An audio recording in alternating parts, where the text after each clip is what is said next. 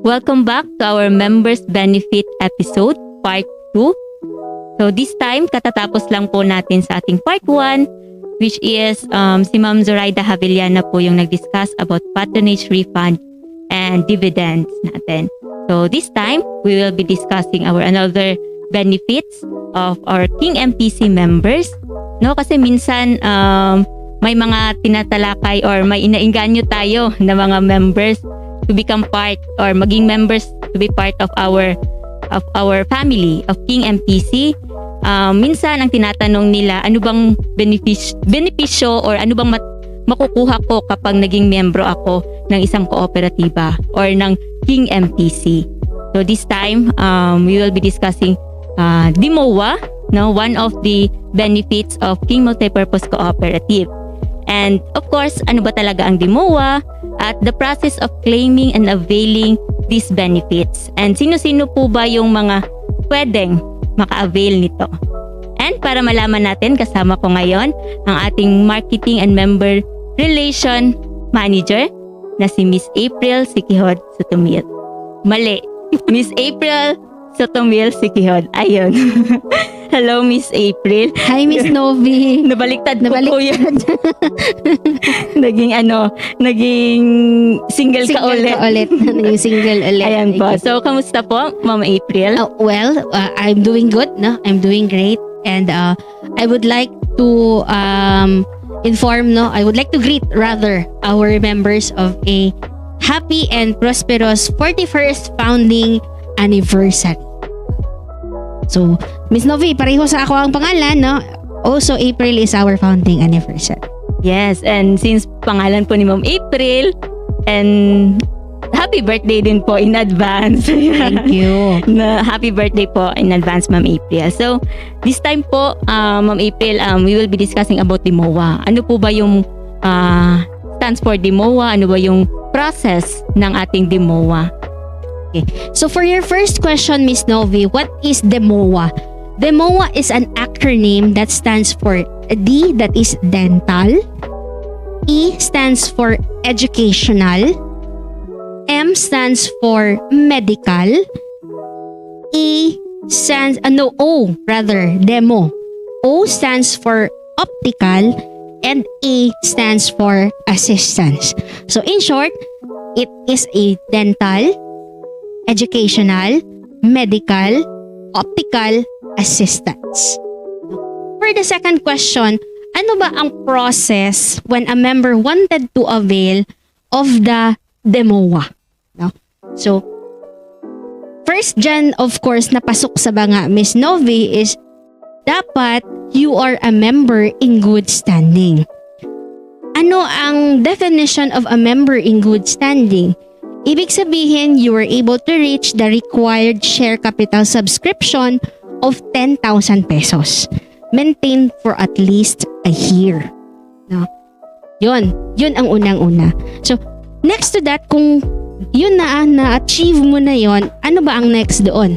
Of course, you have to go to a dentist, no? To do the dental services like tooth extraction, prophylaxis or yung cleaning, or yung magpa-brace ka, that is included. Educational naman, this is the kind of benefit na hindi masyadong mahirap, Miss Novi, to avail of. You just need to be a delegate present during our conduct of district assembly. But this time, iniba natin ang practice. You are a delegate to the district assembly, but yung draw naman natin, ginagawa natin every anniversary, no? Bali po yung education natin is via raffle. Yes, raffle. Electronic na po ngayon. Yes, electronic na yan siya ngayon. That doesn't mean na kailangan magkaroon ka ng estudyante kasi most of our members naman are of course parents to their children na mayroong mga pinapaaral. Bibihira lang ang cases na mga members natin na walang mga anak, no? So yun siya. Of course, process naman in having the medical assistance, hindi man natin hinihingi, Miss Novi, but this is tantamount to hospitalization by means of having the member be admitted. No, kasi kailangan natin ng proof of billing ng admission. So, ito, kung outpatient lang siya, Miss Novi, hindi ito siya qualified doon. So, kinahanglan admission or kinahanglan mo hospital. Dili ni siya pagpanunglo, pero mogid na siya ang atuang requirement kasi having to be hospitalized entails expenses. Yes, to be clarified to our Yes. members, ma'am, no? Oo, Na, inpatient. yes, inpatient, not outpatient. Yes. For this time. For this Baka next time or this year, we can create a outpatient naman Yeah. din po. Oh, but for this time, yung saklaw ng ating provision is limited to inpatients. So, doon naman tayo sa O, no? Kasi DEMO. The O naman, you have to, of course, visit optical clinics to do your check up with eyeglasses, no? Magkaroon ka ng mga lenses, magpataod ka na yung mga contact lens na medyo expensive, magpa-laser ka sa mga mata, anything that relates to services na may kalabutan sa ato ang mata. Mo na siya ang optical. So, mo na siya, Miss Novi, ang process. At the DEMOA stand, dental, educational, medical, and optical assistance. Ayan. So, alam na po natin ang stance ng DEMOA, and na-discuss niyo po, Ma'am April, ano po ba yung mga maklaim or how much? If nagtatanong sila, how much pala po yung maklaim ko? It's the total amount po na nilabas ko for the dental or medical na or optical na binayaran ko sa doktor or anything or sa mga assistants na ginawa. Ayun po. Okay. How much? How much? Magandang tanong yun, Miss Novi, of asking how much. For our dental and our optical, same ang amount na pwedeng maklaim ng member. That is 5% of their share capital, not more than 3,000. No? So, or actual expense nila, whichever is lower. So, kunyari, to have a much clear understanding, you have a share capital of 10,000, 5% of that would be your entitlement, no? But not more than 3,000. So, kunyari, ang entitlement mo ay 1,000, pero yung na-avail mo talaga is only 500 kasi sabi doon, 5% but not more than 3,000 or actual expense whichever is lower. So, doon ka sa 500 kasi yun ang may proof that you have paid for. In case naman sa ating educational, iba naman yun. We give equitably to all our branches 3 winners at 1,000 each. Then, for our medical, this should be 10% of your share capital but not more than 5,000 or your actual expense whichever is lower. No? So, ibig sabihin, kung zero ba akong balance sa akong hospital bill, am I still entitled to get the full 5,000? Nandiyan ang mga pangutana sa atong member, ma'am. Yes. The answer to that is if zero balance because less PhilHealth, less the healthcare insurance, wala na kay binayaran sa hospital, no? You still entitled to receive a medical assistance limited only to 5% of your share capital. Kasi we do understand when a person is being hospitalized, pero naman talaga siyang i-expense, Miss Novi, no? Kaya mo palit pa man na siyang tambal, as take-home medicine, sometimes yung mga laboratory test outside of the hospital nga dili May mga ma-service. maintenance pa po. Yes, so we give away 5% of your share capital but not more than 3,000. So, and same for the optical, ma'am, and the dental, same sila po. Oo. Ng 5% of But not more than. of your share capital but not more than 3,000, Yes. and or the amount na normal or yung actual amount or Yes. whichever is lower. Yes, Ayan. whichever is lower. Ayan po. So, nasabi mo, Ma'am April, about 10,000. What if po bago lang akong member ng King, then gusto ko pong maglagay ng 10,000 agad. Am I qualified to avail the DEMOA services? Magandang tanong ulit yan, Miss Novi. The moment you put the 10,000 as your subscribed share capital, not agad-agad. Now, you will be entitled to the reimbursement on our DEMOA. The logic behind that concept, Miss Novi, is that patulugon usa nato og isa ka tuig ang imuhang share capital na 10,000 nga gibutang. Why? It's because atong imong gibutang nga 10,000, we will use that one to earn an interest, no? By having it as a service, ipautang na to para naa siya tubo. Para katong tubo, mahimo na to siya nato nga pribilehiyo o benepisyo in the form of our DEMOA. No? So, yes, you are entitled but not agad-agad. A year after pa kasi it should be member in good standing for at least a year. So yan po yung isang qualification to avail the DEMOA. And this is a tricky question, ma'am, since I already know na may nagtanong din ito sa akin. Ano po ba if ever I claim the dental assistance, which is hindi naman po lumampas yung 3,000, like example, let's say 1,000 lang yung na-claim ko. In the next month or after 6 months, gusto ko magpa-dental ulit kasi merong follow-up or anything. Kailangan ay makaka-avail pa rin po ba ako ng dental assistance? Okay. That 3,000, magandang tanong yan, Miss Novi. That 3,000 is for the whole year. No? That is your allocation for the whole year. You could use that one time. You could use that on a stagger. So long as dili ka maglampas on the ceiling of 3,000 on your dental services. The same goes with medical and optical. Walang may gustong babalik-balik ka sa hospital within the year. So, yun lang, you could claim it within the year so long as hindi ka lalagpas doon sa ceiling that we have stipulated. Lalagpas ng maximum. And also, I would like to add, Miss Novi, na kung naka-avail na ka og dental, dili na ba ko entitled to other assistance? Of course not po. You are still entitled to the medical. Di man ka gusto, dili man ta gusto nga ma-hospital ka, no? But you are entitled to those. 4 yun. No? 4 yun. Pwede mo yun sila i-avail lahat depende on sa ang need nimo.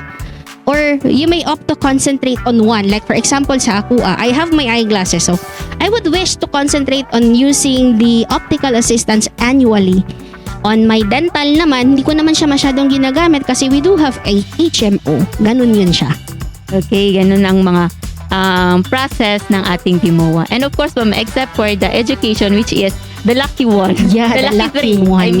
The lucky three. Na mananalo talaga sa ating raffle for education na.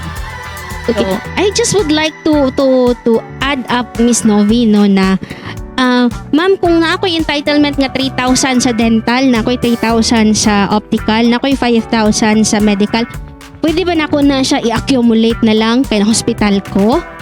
The answer is no. No, kung dental lang siya. Kung optical lang siya. Kung medical lang po siya. Okay, so be specific talaga kung anong i-claim natin. And how about ma'am, the process or the requirements if ever I will claim those benefits?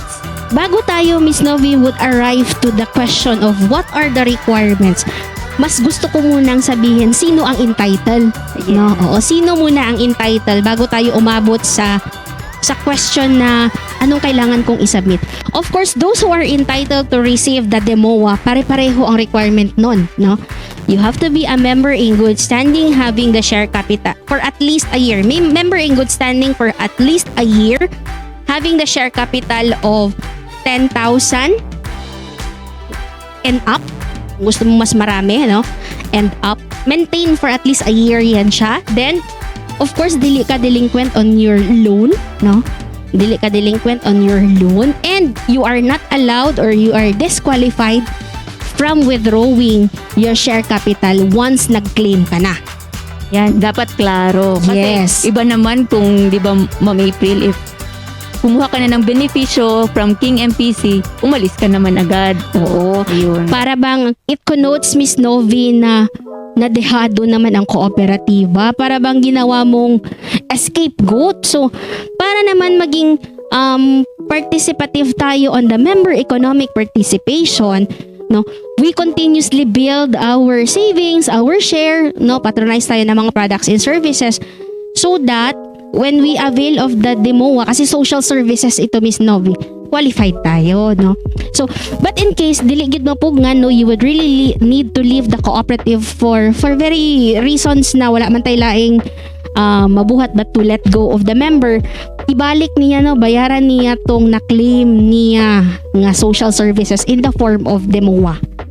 So, i-allow naman nato, pero syempre ibalik to niya sa tuwa kasi that money that we have given as a benefit is also a money of a member nga gideposito niya sa tuwa nga gigamit na to fund the operations. Alright? So on the question na unsa ba ang requirements, no, for you to avail of our DEMOA services, simple lang, Miss Novi. Kung nagpa-dental ka, no, nag-avail kag dental services, of course you have to ask the official receipt, no? And then you have to ask for medical certificate from the dentist nga nag-signify nga nagpa-service ka of a dental service. On medical naman, syempre you have to have the billing, hospital billing, and a certificate from your attending physician that indeed you have hospitalized. Namuay siya manangato ang mga attending physicians ng medical certificate. Then, of course, on optical, the same. No, diagnosis ng doctor dito usually mo man ang medical certificate ng mga sa mata nga specialized, no. Diagnosis nila included in their medical certificate, and then of course official receipt nga nag-undergone ka og optical service. Kana lang gyud ang very important requirements that you have to comply, and of course fill up ka og DEMOA form nato sa atoang opisina. So last thing, Ma'am April, is yung mix natin, ma'am, is we have two kinds of membership, right? The associate and the regular member. So, sa dalawa pong kinds natin sa membership, is they avail or maka-avail ba din yung associate natin na members? As part of our requirement doon sa who could avail, our policy states that it should be member in good standing. No, and being one of the definition, ang definition naman ng ating policy on who is member in good standing are those member who are entitled to vote, and those member who are entitled to vote are members that are regular members.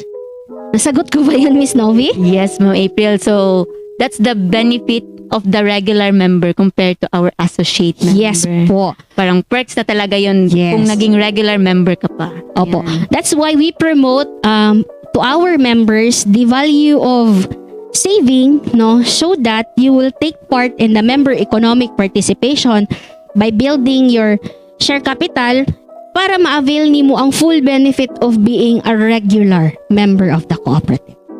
Ayan, so sino po yung mga associate member natin that you are graduation for the regular member. So, I hope na from associate naging regular member na rin kayo. Ayan. So much for that, Ma'am April. If you have any additional for our DEMOA benefits or any takeaways for our members po. The only thing that we would wanted always to encourage our members is when you do avail of our services, of course, for you to avail the perks of being a regular member is for you to comply with all the requirements that associates with being a member. No, so una-una, maintain your status of being a member in good standing for you to avail of all these benefits of our cooperative. Ayan, for all our King MPC members, so sino po yung naka-avail na ng ating DEMOA? Pwede po kayong mag-share sa inyong mga availment or experience na naka-avail po kayo ng DEMOA. And those members na hindi pa po naka-avail, you can ask your branches or satellite offices na the process, no? And then of how you will be getting or even the DEMOA na form, you can get it to our branches. So that's it. That's our part 2 for our benefits, member benefit podcast. So I'm Novi, and this is the end of our podcast. And see you for the next endeavors. Bye!